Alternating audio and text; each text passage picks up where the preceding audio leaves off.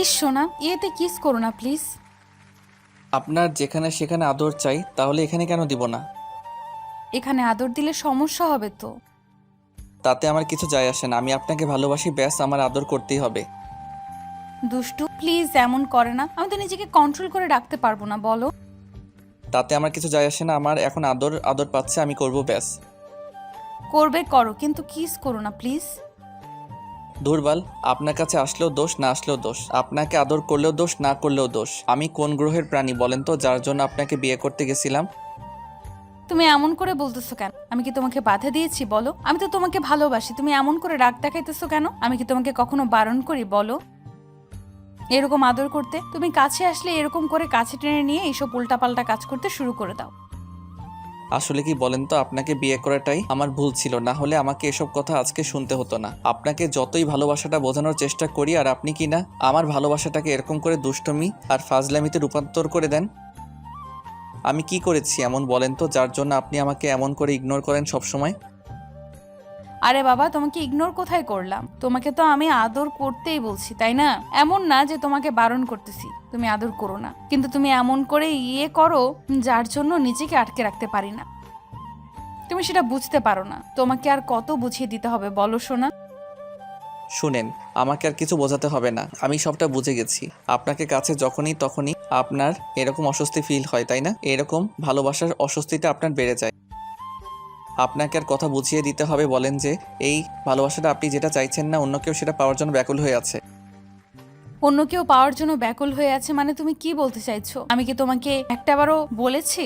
আমি তো তোমাকে বারণ করিনি, কিন্তু তুমি এমন করতেছো যার জন্য আমার আউট অফ কন্ট্রোল হয়ে যায়, নিজেকে আটকে রাখতে পারি না, পুরো পাগল হয়ে যাই আমি। নিজের বউকে আউট অফ কন্ট্রোল করে ফেললে যদি সমস্যা হয়, তাহলে ওরকম ভালোবাসার আমার দরকার নেই। আপনাকে আমি বোঝাতে গিয়ে নিজেই ব্যর্থ হয়ে গেলাম। তার উপর যখনই আপনার কাছে আসি, আপনার এই হয় সেই হয়। এটাই যদি আপনার ভালোবাসা ছিল, তাহলে আমাকে বিয়ে করার কি দরকার ছিল? আপনাকে বলে দিয়েছিলাম না যে আমি কোনো শর্ত বা অন্য কিছু মানি না? প্রেম ভালোবাসার কাছে কোনো শর্ত মেনে হয় না। আপনি তো খুব ভালো করে জানতেন যে আমি এত দুষ্টু। ওই জন্যই তো তোমাকে ভালোবেসেছিলাম, কিন্তু তুমি যে এতটা দুষ্টু আমি সেটা জানতাম না। তার উপর তুমি এরকম করে দুষ্টুমি করো যার জন্য নিজেকে আটকে রাখাটাই পসিবল হয় না। আর তুমি আজকে এরকম করে বারবার দুষ্টুমি করতে চাও। তোমাকে বোঝালেও তুমি বোঝো না, এতটাই দুষ্টুমি কেন করো তুমি? হ্যাঁ, তুমি কি এতটাই ফাজিল বলো? তুমি তো আমার ভালো একটা বর, তাই না জান? আমি তো খুব ভালো করে জানি যে তুমি কতটা ভালো বর আমার, তাহলে এমন করো কেন সোনা? আমি কি করি আর না করি সেটা বুঝতেও চাই না, আর জানতেও চাই না। অনেক বুঝিয়েছি আপনাকে, আর এখন থেকে আর এরকম বোঝাবো না, আর এরকম করে কাছে বসবো না। তাহলেই তো আপনি হ্যাপি থাকতে পারবেন। সেটাই হোক, আপনাকে বোঝাতে গেলে আপনি উল্টো আমাকে বুঝিয়ে দেন, আর বারবার আমাকে দূরে ঠেলে দেন, তাই তো? আপনার ভালোবাসাটা আমার এখন আর চাই না। আপনার ভালোবাসাটা ফুরিয়ে গেল এত তাড়াতাড়ি? আমি তো বলিনি তুমি আমাকে আদর দিও না, যেখানে সেখানে দিবে মানে লজ্জায় পড়তে হবে। যদি কেউ দেখে ফেলে তখন কি হবে? বাল, আপনাকে বোঝাতে গিয়েই আমি ব্যর্থ হয়ে যাচ্ছি। আমি আর বোঝাবো না আপনাকে। বিয়ের আগে যেরকম পাগলামি করেছেন, এখনো সেরকম নাটক শুরু করে দিয়েছেন। আপনার এই নাটক দেখতে দেখতে আমার এখন আর ভালো লাগে না। যবে থেকে আপনাকে বিয়ে করেছি তবে থেকেই আপনার এরকম নাটকটা শুরু হয়েছে। আর কত আপনাকে বোঝাতে হবে বলেন তো যে নাটকটা আপনি করবেন না? ও, এখন আমার ভালোবাসাটাকে তোমার কাছে নাটক বলে মনে হয়, আর তুমি এখন আমাকে এমন করে বলতেছো? আসলে কি বলো তো, সত্যিকারের ভালোবাসা তো এই জন্যই তোমাকে এরকম করে বারবার আমি বারণ করি, যেন আমি কষ্ট না পাই।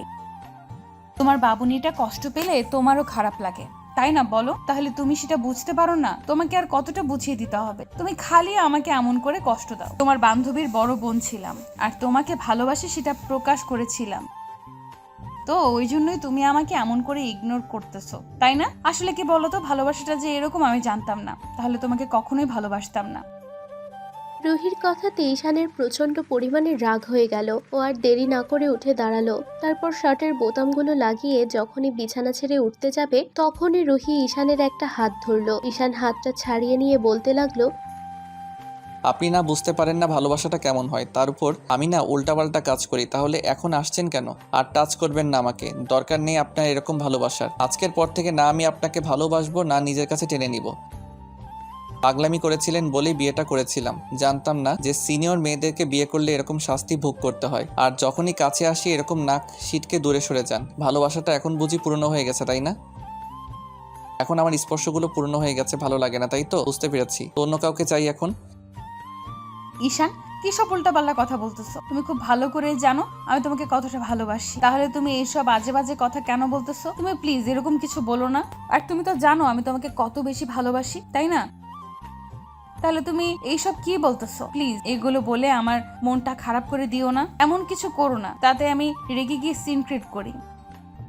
সিন ক্রিয়েট করবেন তো করেন, কে বারণ করেছে? আপনাকে তো সিন ক্রিয়েট করতে বারণ করিনি। আর আপনি যে নাটকটা শুরু করেছেন, এই জবে থেকে বিয়ে হয়েছে তবে কিছুদিন হলো, ভালো ছিল যখন তখন কাছে টেনে নিতে চাইতেন। আর এখন যা শুরু করেছেন তাতে আমার মনে হয় না যে আপনি আমাকে ভালোবাসেন। আপনি শুধু মুখেই বলেন যে আপনি আমাকে ভালোবাসেন, কিন্তু আপনার ব্যবহারে সেটা বোঝা যায় না যে আপনি আমাকে ভালোবাসেন কি না। ঈশান কথাগুলো বলে চলে গেল সেখান থেকে। আর রুহি চুপচাপ বিছানায় বসে রইল। তারপর শরীরের ওপর শাড়িটা দিয়ে দিল আর বেশ কিছুক্ষণ বসে থেকে ভাবতে লাগলো, এটা কি হলো? আমি ওকে এমন করে বললাম কেন? তাছাড়া আমি তো চাইবো আমাকে সবসময় ভালোবাসুক, তার উপর এমন করে ও আমাকে এইসব কথা বললো যার জন্য আমার প্রচন্ড পরিমাণে খারাপ লাগতেছে। তাহলে আমি ওকে যখন ইগনোর করলাম, যখন ওকে আদর দিতে বারণ করলাম, তখন ও কতটা খারাপ লেগেছিল। ইস, কি একটা ভুল করে ফেললাম। ও যদি এখন কষ্ট পেয়ে আমার সাথে কথা না বলে তখন কি হবে? আর আমি তো ওকে ছাড়া থাকতে পারি না, এক মুহূর্ত ওকে ছাড়া আমি দূরে সরে থাকতে পারি না। ওর যা রাগ, তাতে তো মনে হয় না কখনো আমার উপর থেকে রাগ অভিমানটা কমাবে। বেশ কিছুক্ষণ চুপ করে রইল। তখন ঈশান বাসা থেকে বেরিয়ে গেল। তারপর গিয়ে বন্ধুদের সাথে আড্ডা দিতে লাগলো। এত রাতে বন্ধুরা ওকে আড্ডায় দেখে বেশ কিছুক্ষণ জিজ্ঞেস করতে ঈশান সবটা বলল। সব শোনার পর বন্ধুরা কিছুক্ষণ চুপ করে মুখের দিকে তাকিয়ে রইল। তারপর একটা সময় রাত যখন গভীর হয়ে আসলো, তখন ঈশান ওর বাসায় গেল না, ওর একটা বন্ধু বাসায় নিয়ে গেল। অন্যদিকে রুহি ঈশানের চিন্তায় পাগল হয়ে গেল, যার জন্য বারবার ওকে কল করতেছিল। তারপর একটা সময় যখন বাসায় ফিরতেছিল না, তখন রুহি কান্না করতে লাগলো। ওর নিজের ওরকম দ্বারা বিহেভিয়ারের জন্য আপনারা কি ভাবছেন এখানে কি হচ্ছে, তাই তো? আসলে রুহি ঈশানের বান্ধবীর বড় বোন ছিল, আর রুহির সাথে একই কলেজে পড়তো, যার জন্য ঈশানের সাথে দেখাশোনা ছিল। আর যবে থেকে ঈশানের বাসায় রুহির যাওয়া আসা হতো, ফ্রেন্ডের সাথে কবে থেকে রুহি ঈশানের প্রতি নজর পড়ে। খেয়াল করতো ছেলেটা অনেক কিউট, তার উপর রুহিকে ঈশান চোখে চোখে রাখতো আর কেয়ারিং দেখাতো, যার জন্য কেউ রুহি ভাবতো যে যদি ছেলেটা কেউ ভালোবাসে কিংবা ছেলেটা কাউকে ভালোবাসে তাহলে তাকে কতটা কেয়ার করবে, কতটা ভালোবাসবে। যার জন্য রুহি ঈশানের প্রতি প্রচন্ড পরিমাণে দুর্বল ছিল। আর একটা সময় যার জন্য থাকতে পারছিল না, তারপর ঈশানকে বলার জন্য পুরো পাগল হয়ে উঠেছিল। কিন্তু সেটা ঈশানের আপু বুঝতে পারছিল, আর সেটা বুঝতে পেরে তখন ঈশানকে বলে রুহির থেকে দূরে সরে থাকতে। তখন ঈশান কিছুদিনের জন্য ওর থেকে দূরে সরে থাকার জন্য শহর ছেড়ে দূরে চলে গিয়েছিল। ঈশান জানতো যে সম্পর্ক হয় না, সে সম্পর্ক নিয়ে না ভাবাই ভালো। কিন্তু রুহি যখন ঈশানের সাথে যোগাযোগ করতে পারতেছিল না, তখন ওর বোনের কাছে জিজ্ঞেস করলে জানতে পারে ওর কথাতে ঈশান চলে গেছে। আর রুহি আর ঈশানের আপুর মাঝে ভুল বোঝাবুঝি হয়, অনেক কান্নাকাটি করে রুহি। আর তারপর একটা পর্যায়ে যখন ঈশানের আব্বু আম্মুর কাছে গিয়ে বাসায় ঈশানের কথাটা বলে, সবাইকে অবাক হয়ে গিয়েছিল। কারণ জুনিয়র একটা ছেলের প্রেমে কিনা সিনিয়র একটা মেয়ে পড়েছে, আর তার উপর তাকে বিয়ে করতে চাইছে। আর একটা বেকার ছেলে ছিল বলে কেউ ওকে মেনে নিতে চাইছিল না। আর রুহি বলে যদি ওকে না পায় তাহলে উল্টাপাল্টা কিছু একটা করে ফেলবে। ঈশান ভয় পেয়ে গিয়েছিল, ভেবেছিল ওর জন্য যদি কেউ সুইসাইড করে নেয় তাহলে সেটা অনেক বেশি খারাপ হয়ে যাবে, তার জন্য রুহির সাথে কথা বলছিল। সেদিন রুহি কান্নাকাটি করে বাসায় আসতে বলে আর ওকে বিয়ে করে নিতে বলে। ঈশান কি করবে ভাবতে পারছিল না, বাসায় চলে এসেছিল। আব্বু আম্মুকে বলেছিল যে মেয়েটা ওকে এত বেশি ভালোবাসে, তাকে ইগনোর কি করে করবে। তখন আব্বু আম্মুকে বলে যে বিয়েটা করে নিতে, ঈশানও বিয়েটা করে নেয়। তার 1 মাস পরে রুহির আব্বু আম্মু ওদের মেনে নেয়। আর তারপর আরো 3টা মাস পার হয়ে যায়। ঈশান যবে থেকে বাসায় চলে আসছে তবে থেকে রুহি কেমন করে যেন ওকে ইগনোর করতে শুরু করেছে। ঈশান প্রায় খেয়াল করে যখনই রুহিকে আদর করতে যায় তখনই রুহি কেমন যেন ওর থেকে দূরে সরে যাওয়ার চেষ্টা করে, আর না হলে বলে এটা কারো নয় তো এটা কারো না, যার জন্য ঈশানের আজকে প্রচন্ড পরিমাণ রেগে গেল। আর তারপর কোনো উপায় না পেয়ে রুহিকে দূরে সরিয়ে দেওয়ার জন্য রুহি এইটুকু রিয়েলাইজ করানোর জন্য ওর থেকে দূরে সরে গেল। তো সারা রাত ঈশান বাসায় ফিরল না, যার জন্য রুহি কান্না করতে করতে ঘুমিয়ে পড়লো। পরদিন সকালে 10টার দিকে ঈশান বাসায় আসলে তখন রুহি ঈশানকে দেখে প্রচন্ড পরিমাণে কান্না করতে থাকে। আব্বু আম্মু বিষয়টা জিজ্ঞেস করলে ঈশান কিছুই বলল না। তারপর রুমে চলে গেলে তখন রুহি গিয়ে ঈশানকে পেছন থেকে জাপটে জড়িয়ে ধরলো আর বলতে লাগলো, বাবু আমি অন্যায় করেছি, তার জন্য তুমি আমাকে শাস্তি দাও, তারপরও এরকম করে রাগ করে থেকো না আমার উপর। আমি তো বুঝতে পারিনি তুমি এত বেশি রেগে যাবে। আচ্ছা ঠিক আছে, তুমি এখন থেকে যা বলবে আমি সেটাই শুনবো। আমি আর কখনো তোমাকে ইগনোর করব না। আর এমন করে দূরে সরিয়ে দাও তো দূরেই থাক। তোমাকে কখনো বলবোই না যে তুমি আমার থেকে দূরে সরে যাও কিংবা আমাকে এখানে আদর দিও না। দেখো সারা রাত ঘুম হয়নি, আমার ভালো লাগতেছে না, প্লিজ এরকম করো না। আমি চাই না এরকম কোনো সিন ক্রিয়েট করতে কিংবা এমন কিছু বলতে তাতে তোমার খারাপ লাগবে। আরও আমাকে ফ্রেশ হতে দাও। তো ঈশান আর কোনো কথা না বলে তারপর ওয়াশরুমে চলে গেল আর রুহি বিছানায় বসে কান্না করতে লাগলো। একটা সময় ঈশান ফ্রেশ হয়ে বাইরে আসতে দেখলো রুহি কান্না করতেছে। ঈশান গিয়ে বিছানায় শুয়ে পড়তেই রুহি ওর পাশে শুয়ে পড়লো।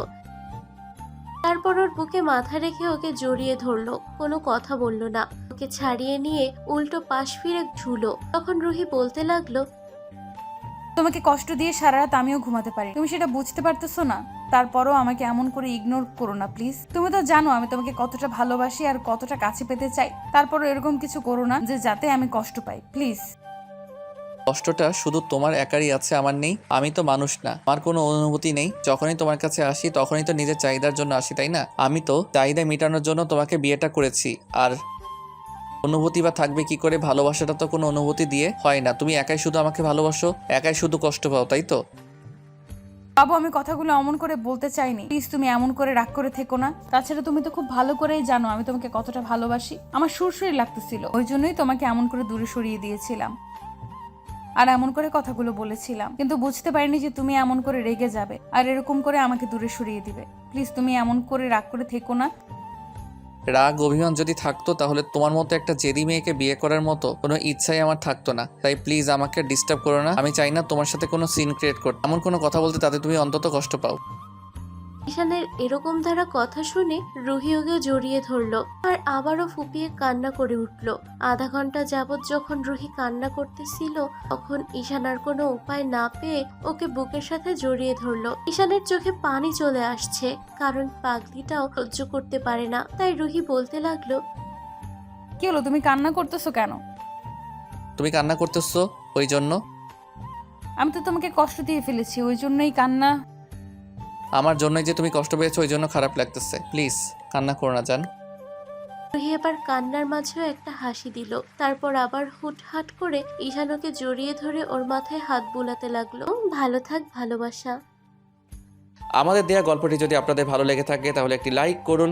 আরও নতুন নতুন গল্প পেতে চ্যানেলটি সাবস্ক্রাইব করে বন্ধু হয়ে আমাদের পাশে থাকুন। ধন্যবাদ সবাইকে।